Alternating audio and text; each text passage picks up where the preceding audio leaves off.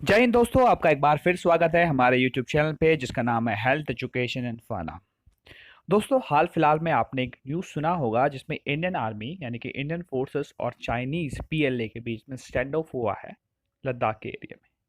दोस्तों, ये stand of पिछले कुछ वर्षों से काफ़ी ज़्यादा बढ़ गए हैं। स्टैंड ऑफ यानी कि एक दूसरे का आमना सामना। दोस्तों, पहले ऐसे स्टैंड ऑफ नहीं होते थे, पर कुछ दिनों से ये स्टैंड ऑफ काफ़ी फ्रीक्वेंट हो गए हैं। दोस्तों, आज की वीडियो में हम इन्हीं स्टैंड ऑफ्स के बारे में बात करेंगे। हम बात करेंगे कि भारत और चाइना के बीच में सीमा विवाद क्या है, और हम इसके इतिहास को जानेंगे और वर्तमान के ऊपर चर्चा करेंगे। दोस्तों, अगर आप भारत और चीन के सीमा विवाद को ढंग से समझना चाहते हैं, अच्छे से जानना चाहते हैं, तो आपको ये वीडियो जरूर देखनी होगी। तो दोस्तों, वीडियो देखने से पहले जरा चैनल को सब्सक्राइब करें जिन लोगों ने चैनल को सब्सक्राइब नहीं किया है। साथ ही साथ बेल आइकन भी दबा दें जिससे आप कोई भी इंपॉर्टेंट नोटिफिकेशन मिस ना कर सके। दोस्तों, चलिए शुरुआत करते हैं इस वीडियो की। सबसे पहले दोस्तों, आपको इंडो चाइना रिलेशन के बारे में जानने के लिए इतिहास में जाना होगा।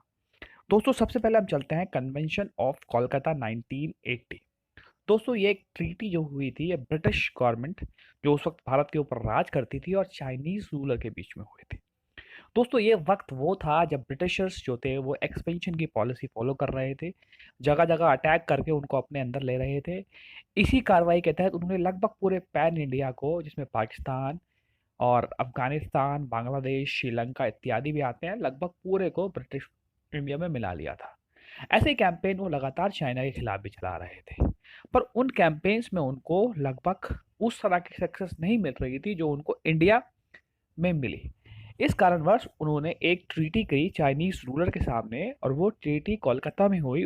दोस्तों, कोलकाता में होने के कारण उस ट्रीटी को कन्वेंशन ऑफ कोलकाता 1890 1890 कहा जाता है।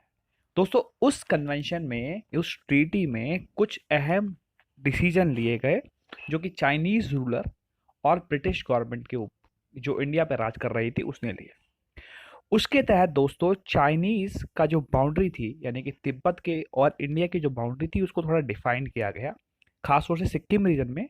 सिक्किम में जो तिस्ता रिवर है और तिब्बत के अंदर जो माचू रिवर है, उससे डिफाइन लैंडमार्क, इससे एक बाउंड्री बना दिया गया कि यह इंडियन पार्ट होगा और ये तिब्बतियन पार्ट होगा।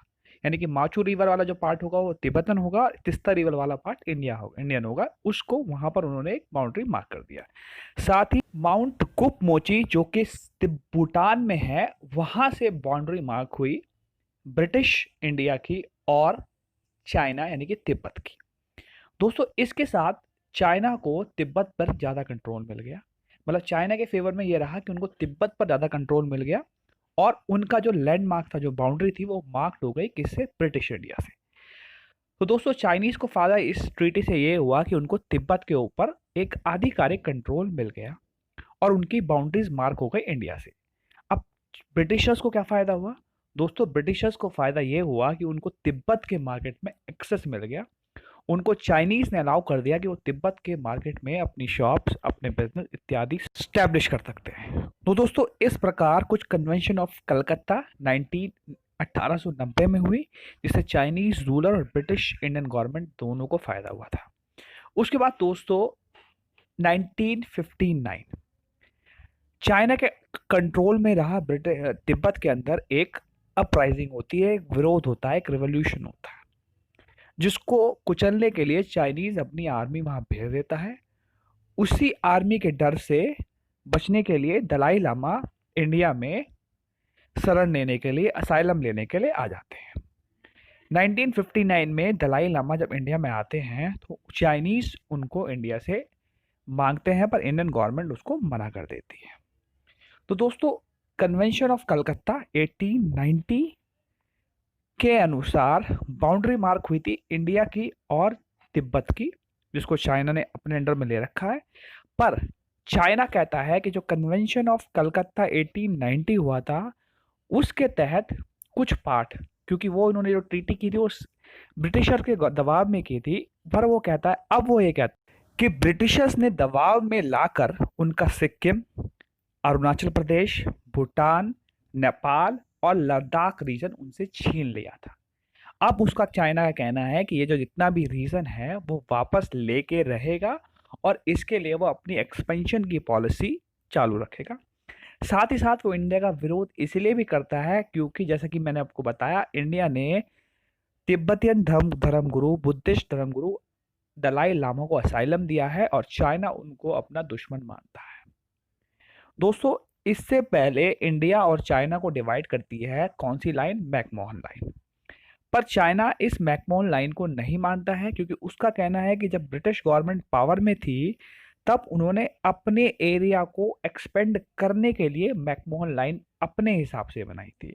यानी कि जैसा कि मैंने पहले आपको कहा कि सिक्किम, लद्दाख, अरुणाचल प्रदेश, नेपाल, भूटान और उत्तराखंड का कुछ पार्ट वो अपना मानता है। वो मानता है ये एक्सपेंशन ऑफ चाइना है, एक्सपेंशन ऑफ तिब्बत है, क्योंकि ये तिब्बतियन जैसा पठार है, वहाँ वैसे ही लोग रहते हैं। तो उसका यही पॉलिसी है कि वो आने वाले वर्ष में अपने इस एरिया को वापस से चाइना के अंदर मिलाएगा।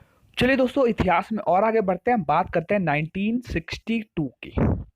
1962 में दोस्तों सीनो इंडियन वॉर हुई थी, यानी कि चाइनीज इंडियन वॉर हुई थी, जिस वॉर में इंडिया ने अपना एक बहुत बड़ी टेरिटरी, जिसको हम अस्काई चीन बोलते हैं, जो हमारे लेह लद्दाख का पार्ट है, वो खो दिया था। उसके ऊपर चाइनीज ने कंट्रोल कर लिया था।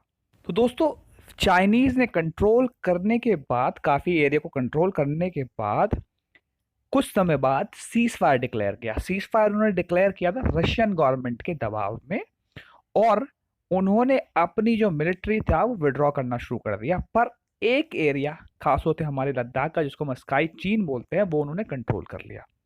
तो दोस्तों, जो वो बाउंड्री है इंडिया और चाइना के बीच में, उसको हम बोलते हैं LAC, line of actual control. और जो एक्चुअल बाउंड्री होनी चाहिए, जो इंडिया का एरिया उन्होंने ले लिया, और जहां पे वो जो बाउंड्री है, इसको हम बोलते हैं मैकमोहन लाइन। ये मैकमोहन लाइन ब्रिटिश गवर्नमेंट जो इंडिया के ऊपर राज करती थी ने बनाई थी चाइनीज बॉर्डर को सेपरेट करने के लिए।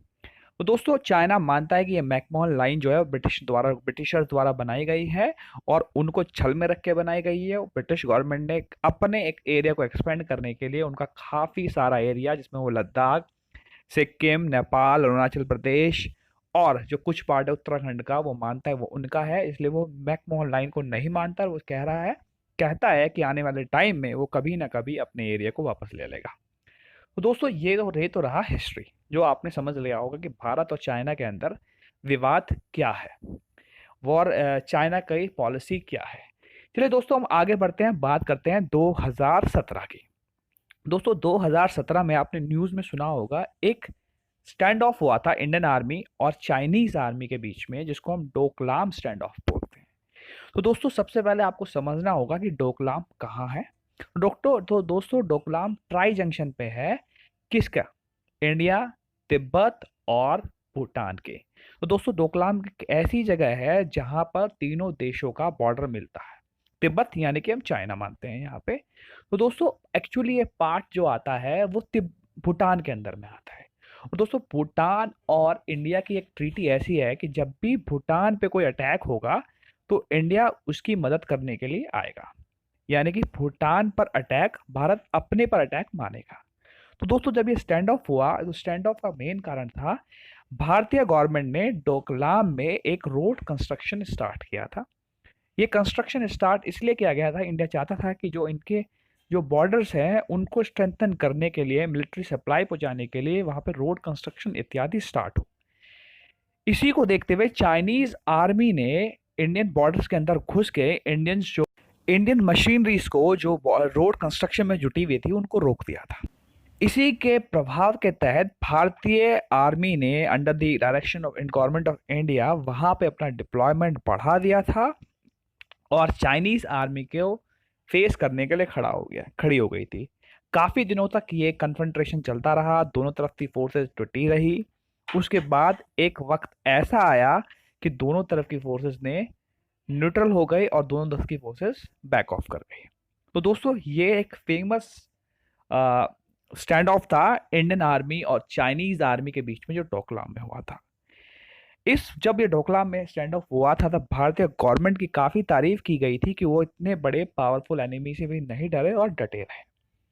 दोस्तों, आगे बढ़ते हैं, बात करते हैं वर्तमान स्थिति की। दोस्तों, डोकलाम के बाद चाइनीज आर्मी ने कई बार कोशिश की कि वो भारतीय बॉर्डर में इन्फिल्ट्रेट करे और उनको इंडियन आर्मी ने या इंडियन पैरामिलिट्री फोर्सेज ने जो बॉर्डर गार्ड करती है उन्होंने खदेड़ा भी है। कई बार आपस में दोनों का कन्फ्रंटेशन भी हुआ है। दोस्तों वर्तमान में जो ये विवाद उठा है वो उठा है लद्दाख क्षेत्र में।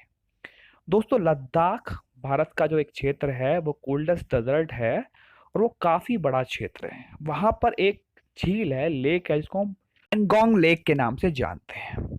दोस्तों खारे पानी की ये लेक जो है वो लगभग 4350 यानी 4350 मीटर्स की ऊंचाई पे है। 134 किलोमीटर लंबी है। इंडियन और तिब्बतन दोनों पट कंट्री में है। तिब्बत में लगभग 60% है, भारत में 40% है। 5 किलोमीटर की चौड़ाई है और लगभग 604 स्क्वायर किलोमीटर का एरिया कवर करती है। दोस्तों चाइनीज आर्मी ने क्या किया, इस लेक के पास एक रिवर है जिसको हम गालवान रिवर बोलते हैं और उसी से सटी हुई एक घाटी है जिसको हम गालवान घाटी बोलते हैं, यानी कि गालवान वैली बोलते हैं। दोस्तों इसका ईस्टर्न पार्ट जो है वो आता है तिब्बत के कंट्रोल में, यानी कि चाइना के कंट्रोल में, और वेस्टर्न पार्ट इंडिया के कंट्रोल में। तो दोस्तों चाइनीज आर्मी ने क्या किया, इसका रिवर को क्रॉस करके इसके वेस्टर्न पार्ट में जो इंडियन कंट्रोल में है वहां पर टेंट लगा दिए और अपना स्टेब्लिशमेंट करना शुरू किया। इसको देखते हुए इंडियन आर्मी ने उनको खदेड़ा और उनका कन्फ्रंटेशन स्टार्ट हो गया। क्योंकि ये पार्ट इंडियन बॉर्डर में है तो ये कन्फ्रंटेशन स्टार्ट हो गया, क्योंकि इंडियन आर्मी चाहती है कि चाइनीज अपने बॉर्डर में चले जाएं, वो इंडियन बॉर्डर्स में ना रहे। तो पर दोस्तों ये कन्फ्रंटेशन हुआ क्यों, चाइनीज ने बॉर्डर क्रॉस क्यों किया, वो क्यों चाहते हैं वेस्टर्न पार्ट इस गाजवान रिवर के में डोमिनेंस करना, उसका कारण दोस्तों ये भारतीय गवर्नमेंट ने वहां पर एक क्रिटिकल यानी कि बहुत इंपॉर्टेंट रोड कंस्ट्रक्शन स्टार्ट किया है जो LAC से लगता हुआ गुजरेगा। यानी कि इन केस ऑफ वॉर या फिर मिलिट्री सप्लाई या लॉजिस्टिक के मूवमेंट में वो रोड बहुत हेल्पफुल होगा। इसी कारणवश भारतीय गवर्नमेंट ने वहां पे रोड कंस्ट्रक्शन स्टार्ट किया है। इसी को देखते हुए डोकलाम में भी आपको याद होगा, डोकलाम में भी रोड कंस्ट्रक्शन स्टार्ट हुआ था बॉर्डर के अलॉन्ग। उसी को देखते हुए चाइनीज आर्मी ने वहां पे रोड कंस्ट्रक्शन को रोकने के लिए इन्फिल्ट्रेशन किया और अपना डोमिनेंस दिखाना स्टार्ट किया। तो दोस्तों सड़क निर्माण का ही कारण था कि चाइनीज आर्मी या चाइनीज जो गवर्नमेंट है वो भारत से नाराज हो गए। दोस्तों अब इस रोड के बारे में जान लेते हैं कि रोड इतनी क्रिटिकल क्यों है, इसकी इतनी इंपॉर्टेंस क्यों है। तो दोस्तों सबसे पहले मैं आपको बता दूं, जो लद्दाख का क्षेत्र है वो ड्राई डेजर्ट है, कोल्ड डेजर्ट है, यानी कि एक रेगिस्तान है, ठंडा रेगिस्तान, और काफी ऊंचाई पे है, दुर्गम क्षेत्र है। वहां पर संसाधन पहुंचाना इजी नहीं है। इसके लिए भारतीय गवर्नमेंट ने डिसाइड किया है कि वो एक रोड बनाएगा कराकोरम पास से लेके इस पैंगलोंग झील तक, जिससे क्या होगा, मिलिट्री सप्लाई या गुड्स मूवमेंट इत्यादि आसान हो जाएगा। तो दोस्तों इसी रोड पे की कनेक्टिविटी जुड़ेगी दौलत बेग ओल्डी, एक एयरपोर्ट स्टेशन होगा, उससे इसकी कनेक्टिविटी जुड़ेगी। तो मतलब ये जो रोड होगी वो एयरफोर्स को भी और आर्मी को भी, इससे अलावा जो लोग वहाँ उन क्षेत्रों में रहते हैं उनके गुड्स इत्यादि ट्रांसपोर्टेशन के लिए काफ़ी हेल्पफुल होगी। तो दोस्तों चाइना कभी नहीं चाहता कि उसके बॉर्डर के अलोंग पे जो हो इंडिया इतना बड़ा इंफ्रास्ट्रक्चर का डेवलपमेंट करे और इंडिया डोमिनेट करना स्टार्ट कर दे। इसी कारणवश दोस्तों चाइना ने स्टैंड ऑफ स्टार्ट किया है। इस रोड के कंस्ट्रक्शन से दोस्तों एक और फायदा होगा इंडिया को, वो फायदा ये है, चाइना का जो एक महत्वाकांक्षी प्रोजेक्ट है जिसको हम सी पैक भी बोलते हैं, जो कि पाकिस्तान से गुजरता हुआ अरेबियन सी तक जाएगा। दोस्तों इस जो ये सी पैक है इसको चाइना पाकिस्तान इकोनॉमिक कॉरिडोर भी बोलते हैं। पर अगर हम देखें डोमिनेंस के हिसाब से, मिलिट्री पॉइंट ऑफ व्यू से देखें, तो ये इंडिया के वेस्टर्न फ्रंट पे चाइनीज डोमिनेंस को दिखाएगा। यानी कि इस सी पैक से साथ साथ चाइनीज आर्मी जो है कभी भी इंडिया के वेस्टर्न फ्रंट पे, यानी कि जो लद्दाख से लेकर भारत के राजस्थान पंजाब को कवर करता हुआ कभी भी मिनटों में सेकंडों में पहुंच सकता है।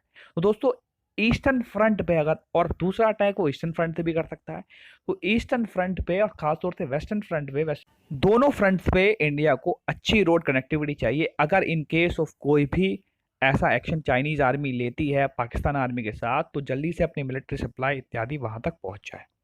तो दोस्तों यही कारण है कि चाइनीज जो है भारत के इस रोड कंस्ट्रक्शन का विरोध कर रहे हैं। दोस्तों चाइना जो है वो डिपेंड जो ऑलवेज चाइना जो है वो बिलीव करता है एक्सपेंशन में। चाइना के एक रूलर रहे हैं माओ। माओ जो है उन्होंने एक पॉइंट जो है वो पॉइंट आउट किया था, जिन्होंने उन्होंने बोला था कि हम लोग जो हैं हैंड पॉलिसी पर डिपेंड हैं। हैंड पॉलिसी का मतलब दोस्तों हथेली, हथेली यानी कि तिब्बत, और हथेली के साथ होती है 5 उंगलियां। पहली उंगली दोस्तों उनकी थी लद्दाख पे, दूसरी थी नेपाल पे, तीसरी सिक्किम, चौथी भूटान और पांचवी अरुणाचल प्रदेश।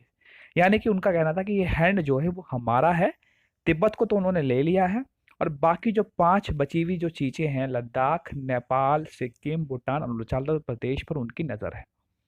इसी कारणवश उनका लगभग सभी देशों से, उनके जो आसपास हैं, सब पे विरोध है। दोस्तों चाइना जो एक देश है, उसकी बॉर्डर जो डिस्प्यूट है वो इंडिया से ही नहीं है, लगभग 18 कंट्रियों से उनके बॉर्डर डिस्प्यूट हैं। कहीं उनके वाटर जो वो शेयर करते हैं उन पे उनका डिस्प्यूट चल रहा है। दोस्तों अब बात करते हैं हम पॉलिसीज की। अगर दोस्तों चाइना और पाकिस्तान एक अच्छे दोस्त हैं, पाकिस्तान की मदद करने वाला दुनिया में कल अब एक ही देश बचा है, वो है चाइना।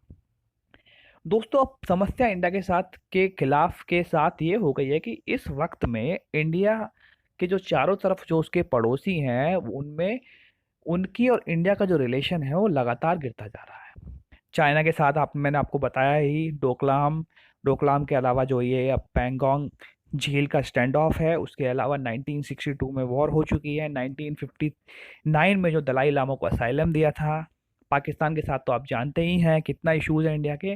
नेपाल ने भी इंडिया के खिलाफ सुर स्टार्ट कर दिए हैं, वहाँ भी इंडिया के रिलेशन अच्छे नहीं है। उसके ऊपर हमने एक वीडियो बनाई थी जिसका लिंक हमने डिस्क्रिप्शन में दे रखा है। बांग्लादेश में भी एक तबका ऐसा है जो इंडियन विरोधी है, और साथ ही साथ श्रीलंका में। इन्हीं का फायदा उठाते हुए चाइना लगातार इन देशों में निवेश कर रहा है और इन देशों को इंडिया के खिलाफ भड़का रहा है। अब दोस्तों अगर वॉर हो जाती है डबल फ्रंट पे, यानी कि पाकिस्तान और चाइना एक साथ इंडिया के खिलाफ युद्ध कर देते हैं, या फिर चाइना युद्ध कर देता है और पाकिस्तान उसका सपोर्ट करता है, या पाकिस्तान युद्ध कर देता है तो चाइना उसका सपोर्ट करता है, तो इंडिया के पास क्या ऑप्शन है? दोस्तों विशेषज्ञ लोग ये कहते हैं अगर इंडिया 2 फ्रंट पे लड़ाई करेगा तो इंडिया के पास इतना संसाधन है कि इंडिया 30 दिन तक लड़ाई कर सकता है, और अगर इंडिया एक फ्रंट पे लड़ाई करेगा तो इंडिया के पास इतना संसाधन है कि इंडिया 60 दिनों तक लड़ सकता है। पर दोस्तों लड़ाई जो है वो कोई सोल्यूशन नहीं है। इंडिया को डिप्लोमेटिकली इन दोनों देशों को डाउन करना होगा और इन दोनों देशों पर अपना प्रभाव दिखाना होगा। इसके लिए दोस्तों इंडिया का अप्रोच होना चाहिए है एशियान देशों की तरफ, क्योंकि जैसा कि हम जानते हैं चाइनीज का यानी जो चाइनीज नेशन है उसका लगभग 18 देशों के साथ बॉर्डर डिस्प्यूट है। Japan, south Korea, Philippines, Taiwan, Vietnam और बहुत से ऐसे देश हैं जिनके खिलाफ उनका बॉर्डर डिस्प्यूट है। तो दोस्तों मेरे हिसाब से लुक एशियान या साउथ ईस्ट एशिया की तरफ इंडिया को अपना और दोस्ती के हाथ बढ़ाने चाहिए, उनके साथ और संधियां करनी चाहिए, जिससे इंडिया पाकिस्तान और चाइना दोनों को एक साथ काउंटर कर। दोस्तों जापानीज, वियतनाम, ये दो बहुत बड़ी मिलिट्री पावर हैं एशियान देशों की, यानी कि साउथ एशिया, साउथ चाइना सी में जो चाइना को काउंटर कर सकती हैं। अगर इंडिया इनके साथ संधि कर लेता है या हमेशा दोस्ती का हाथ बना के रखता है तो इंडिया को ये जो 2 फ्रंट वॉर होगी उसमें काफ़ी हेल्प मिल सकती है। तो दोस्तों इस प्रकार इंडिया चाइना को काउंटर कर सकता है, क्योंकि मिलिट्री रूप से काउंटर करना इंडिया कर तो लेगा, काफ़ी दिनों तक वॉर लड़ भी लेगा, पर इंडिया के लिए हितकारी नहीं होगा। तो दोस्तों हो सकता है ये स्टैंड ऑफ आने वाले टाइम में काफ़ी दिनों तक चलता रहे, पर हम उम्मीद करते हैं कि जो बॉर्डर डिस्प्यूट है इंडिया और चाइना के बीच में ये डिप्लोमेटिकली सॉल्व हो, ना कि मिलिट्री एक्सरसाइज से। तो दोस्तों कैसी लगी ये वीडियो आपको ज़रूर हमें कमेंट बॉक्स में लिख के बताइएगा, और हाँ जाने से पहले चैनल को सब्सक्राइब जरूर करें। दोस्तों फिर मिलेंगे एक नई वीडियो के साथ, तब तक के लिए जय हिंद, सलाम, नमस्ते।